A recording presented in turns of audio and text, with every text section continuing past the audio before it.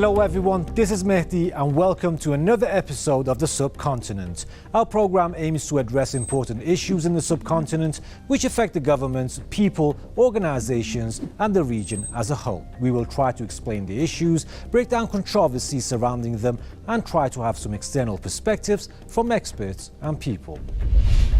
In this edition of the Subcontinent, we are going to talk about the speculations over the future of Bangladesh's relations with the Israeli regime and its national repercussions. And we shall take a look at the efforts by the United States to establish greater military presence in Pakistan following the withdrawal from Afghanistan. Recently, the Bangladeshi government made some seemingly bureaucratic modifications about Israel. It created such an outrage, or at least bafflement, that prompted the country's foreign ministry to reiterate that there is no change in travel policy towards Tel Aviv. However, given the recent developments inside the occupied territories, it might have been a test run to pilot the idea of formal diplomatic ties and see the feedback, because the wobbly new Israeli administration is in desperate need of a win. A recent move by the Bangladeshi government to remove a clause from its electronic passports that barred its nationals from travelling to the Israeli-occupied territories has created uproar about the prospects of normalizing ties with the regime.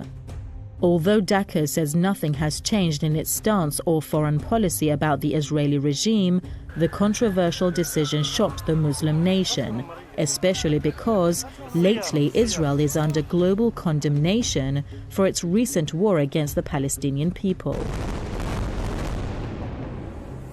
Speculations over opening diplomatic ties with Israel have not been uncommon following a US-sponsored deal for Arab-Israeli normalization.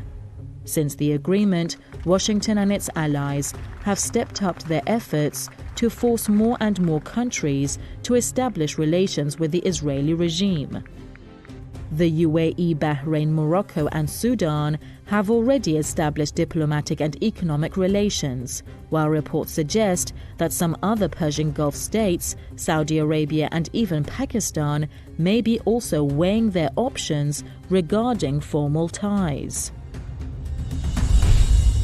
Removing the Accept Israel clause from the e-passports came as a shocking betrayal to the nation, but was greatly welcomed by the Israeli regime, which used the opportunity to call for formal relations with the Muslim country. Bangladesh says its position has not changed, and Dhaka would never recognize Israel until Palestine is established as an independent and sovereign country free of any occupation forces. So why did they move to facilitate relations? Why did they do it without telling people? And was the government hiding its ties from the nation? Since Bangladesh's independence from Pakistan in 1971, the Muslim country has only recognized Palestine as a state, and the older Bangladeshi passports used to bear the sentence, "This passport is valid for all the countries of the world except Israel." In January last year, Bangladesh was among the first in South Asia and the 119th in the world to introduce the e-passport, a travel document with a small integrated circuit or chip embedded in the cover or pages. 6 months ago, when the South Asian country rolled out its new e-passport, the phrase was removed without any public announcement, and the information came to light only when Israeli officials started hailing Dhaka's move to lift the travel ban on Israel. Bangladesh's Home Minister Asaduzzaman Khan Kamal soon after acknowledged the change, saying that his government removed the words to ensure that the passports meet international standards. Foreign Minister A.K. Abdul Momen said the passport is just an identity and it doesn't reflect the foreign policy of a country. He said although Tel Aviv approached Dhaka for recognition and building bilateral ties on several occasions, Bangladesh's policy is still that of the father of the nation, Bangabandhu Sheikh Mujib. Bangladesh never recognizes Israel as long as Palestine is not established as a sovereign state free on any occupation army. Now to have more insight, we are joined by Dr. Sabir Abu Maryam, Secretary General of Palestine Foundation of Pakistan. Welcome to the program, sir. And recently, Bangladesh has dropped the "Accept Israel" phrase from its passports, but the country's foreign ministry says there is no change in policy towards Tel Aviv. What's your take on this? Thank you very much for this opportunity to talk with you regarding the issue of Bangladesh and Israel normalization. First of all, I would like to say that Bangladesh is a South Asian country. A majority have Muslim people, Muslim majority country, fourth Muslim majority country in the Islamic and Muslim world. In 1971, the Bangladesh has openly affirmed its position on pro-Palestinian cause, but still their government, all of the successor governments of the Mujibur Rahman, they are following the same rules, same policy which they adopted in 1971. Founding leader of Bangladesh, Sheikh Mujibur Rahman, had taken a strong pro-Palestine stance, which was followed by all the successor till now, Sheikh Hasina-led government. But such a sudden decision that came at time when Bangladesh is marking its golden jubilee, the 50 years of their country celebrations. This is a bad news. This is a very bad news for pro-Palestinian factors inside the Bangladesh.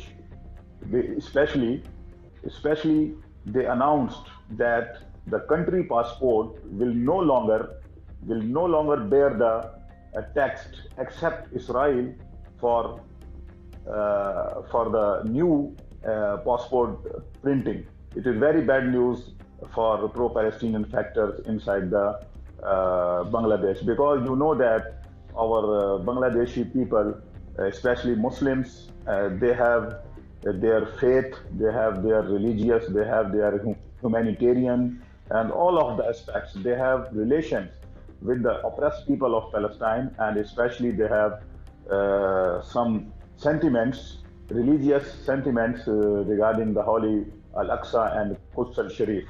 Now, what happens if Bangladesh starts formal diplomatic ties with the Israeli regime, and what would be the reaction of about 150 million Bangladeshi Muslims?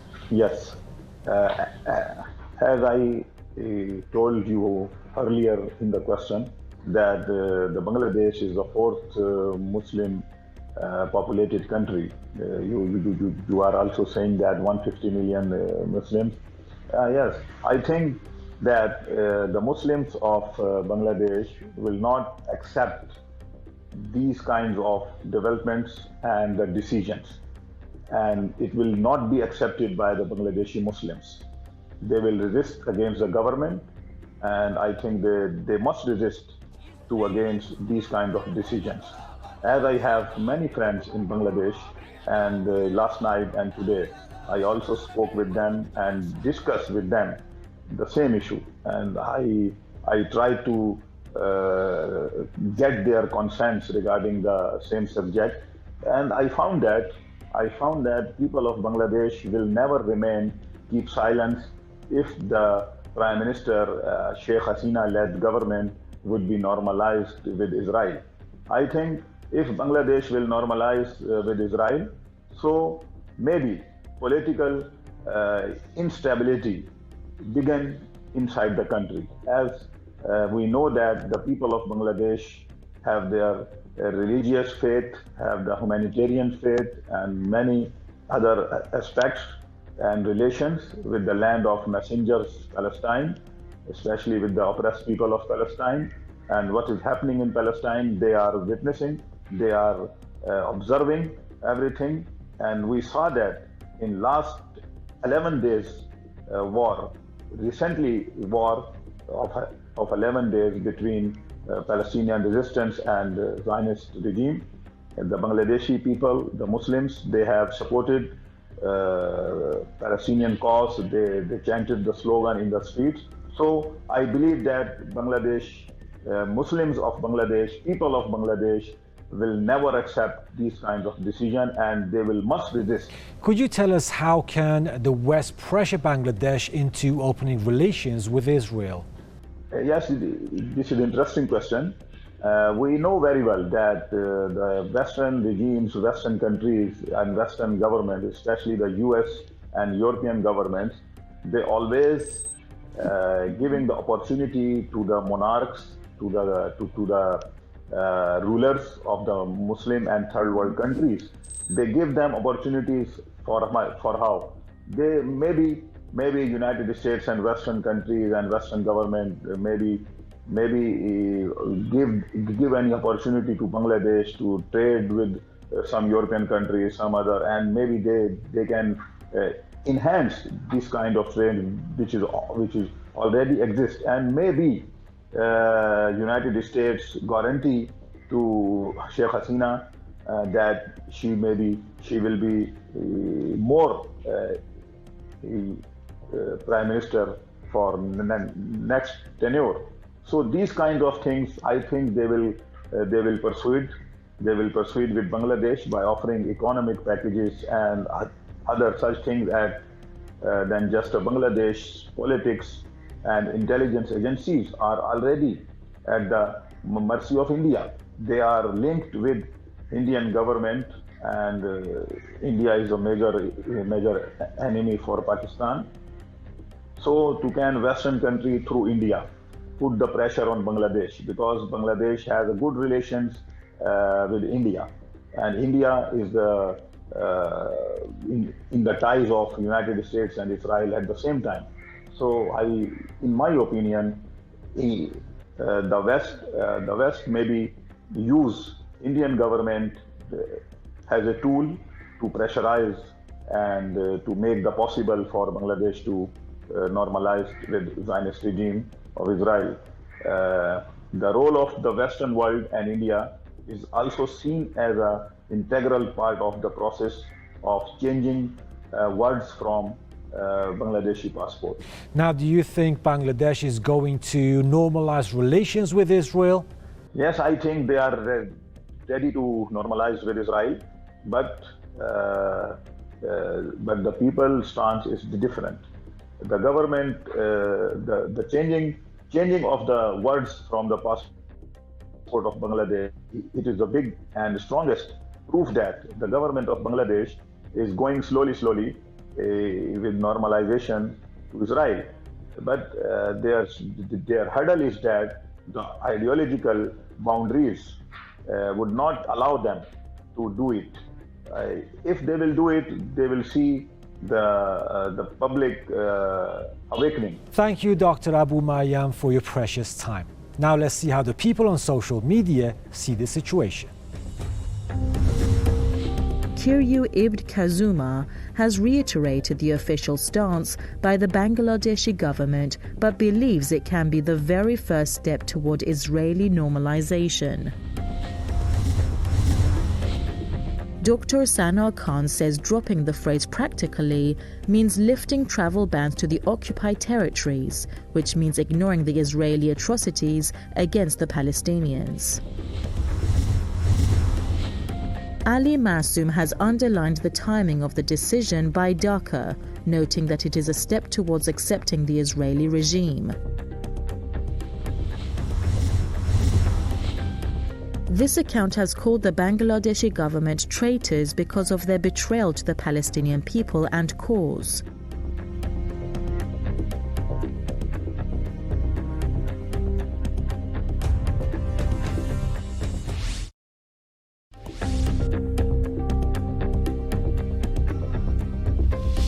The United States is set to remove its military forces from Afghanistan, and the deadline is September 11th. So Washington is trying hard to find a safe foothold in the region and what seems more feasible than the nearby friend Pakistan.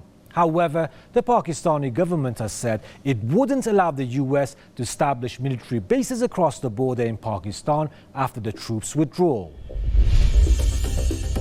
According to an agreement signed between the United States and Taliban in Qatar's Doha, Washington should withdraw all American and NATO troops from Afghanistan.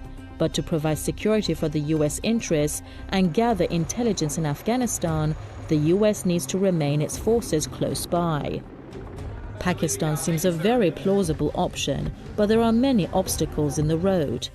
The Pakistani government is against any such ideas, and on the other hand, the hypothetical military bases would be so close to Afghanistan that Taliban would not accept it as leaving the country. Although many believe that Islamabad is unlikely to sign off on any US strikes against the Taliban that are launched from a base in Pakistan, some believe Pakistan wants to allow US access to a base if it can control how it is used. The public opinion in Pakistan has been strongly against any renewed presence by the United States, and the government says it won't allow it. But there are many reported similar cases that the US used bases in Pakistan and the government denied it.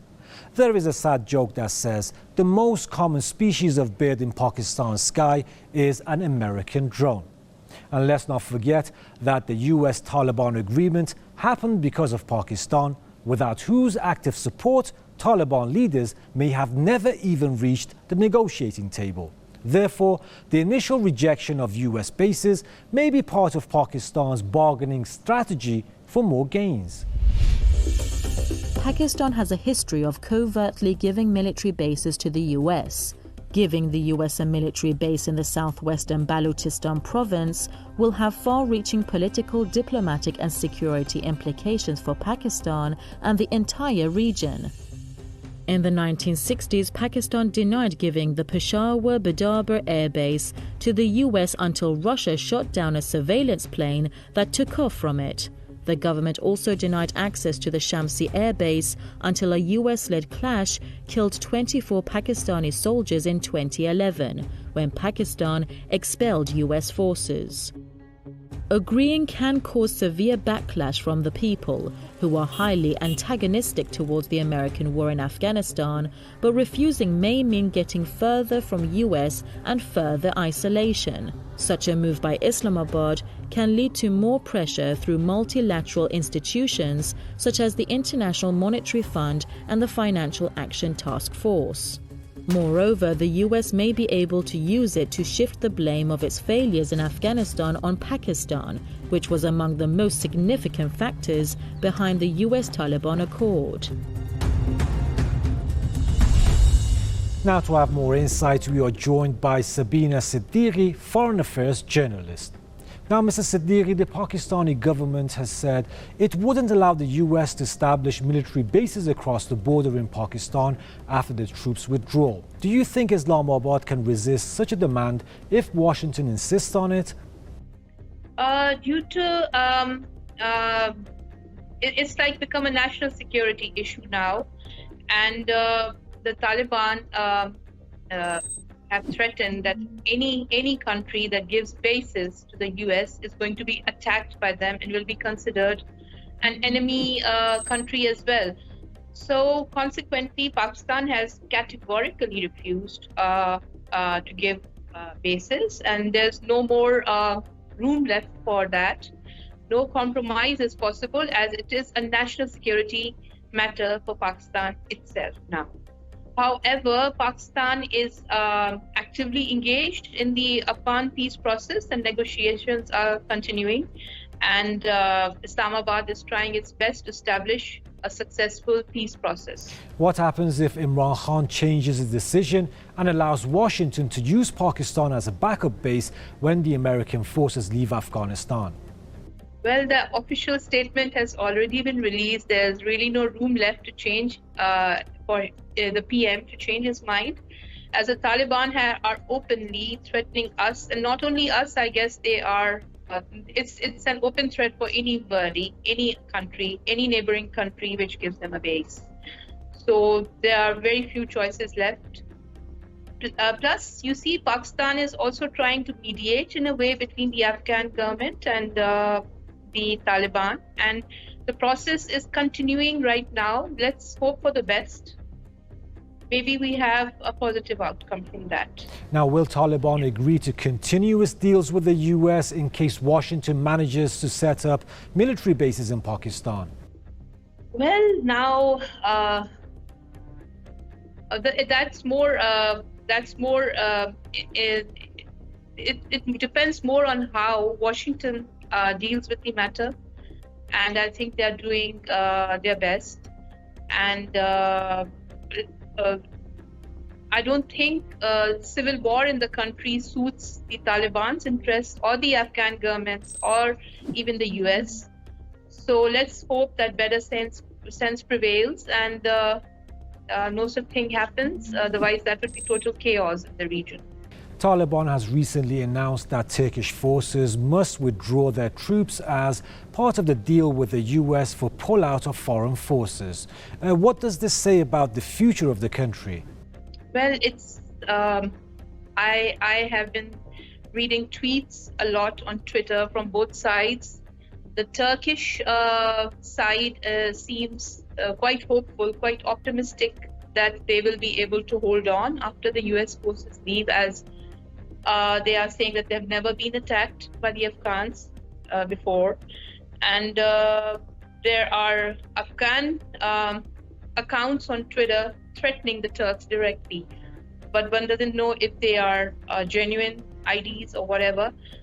So it's a very fluid situation. It's very unpredictable. Maybe they can pull it off. Let's hope the Afghan peace process is completed satisfactorily before the US forces leave. Then the situation should be calm and there would be no such problem, I think. Then the mood will be better. And the Turkey seems to want to roll. Maybe Istanbul is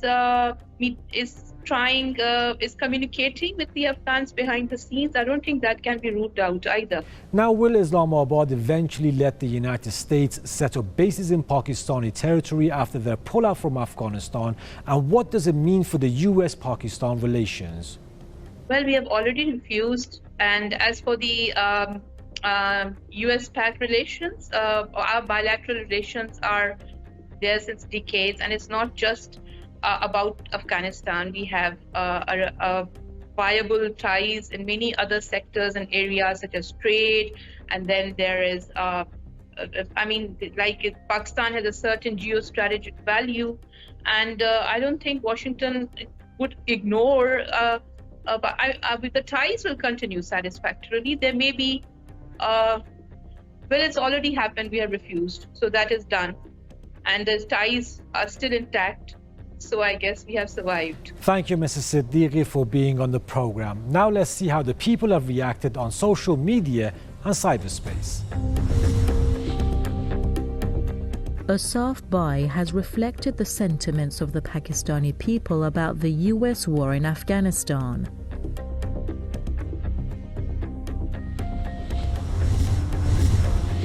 Ahmed has criticized the use of assassinations drones from the Pakistani territory, asking the government to cooperate with other countries towards peace and not more wars. Abdullah Khan is of the opinion that allowing US bases may have constructive consequences for Pakistan if the country can have some sort of control over its activities. Ali Awan is a firm believer that Islamabad will not eventually bow to US pressure and host military bases in its territories.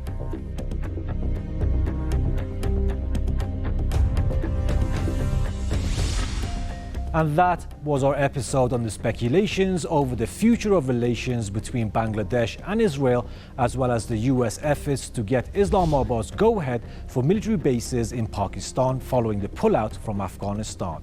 To watch a collage of the best bits and pieces of our show and more Subcontinental updates, follow us on social media platforms and don't forget to give us your feedback. We shall meet again, same time, same day next week. So till then, take care.